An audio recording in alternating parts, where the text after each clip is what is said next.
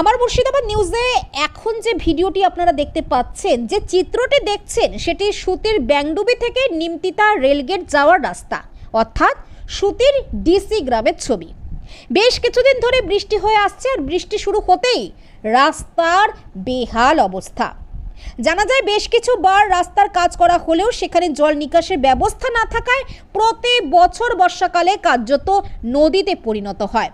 সাজুরমঠ থেকে ঔরঙ্গাবাদ যাওয়ার একমাত্র রাস্তা এটি, আর এই রাস্তা দিয়ে দিনে প্রায় লাখ লাখ লোক চলাফেরা করে। রাস্তার বেহাল অবস্থায় নাজেহাল হতে হচ্ছে এই রাস্তা দিয়ে যাওয়া প্রতিটা টোটো, অটো থেকে শুরু করে সমস্ত যানবাহন চালকদের।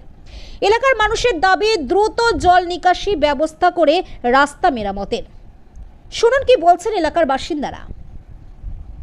রাস্তার হাল প্রচণ্ড খারাপ, এত বৃষ্টি মনে হয় যে এখানে মাছ ধরা হবে।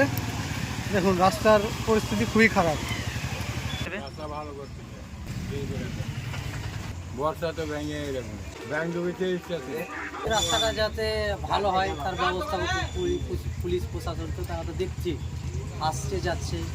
এই যে রেলগেট থেকে ব্যাংডুবি যাওয়ার এই রাস্তা বেশি চলাচল তো এটাই, এই যেরকম এটা হয়ে আছে এদের তো দেখা উচিত, মেম্বার প্রধান এদেরকে তো দেখা উচিত। এই গ্রামের রাস্তাটা কতবার এই হচ্ছে, যতবারই বর্ষা আসছে তার থেকে বেশি এইরকম হতে পারবে।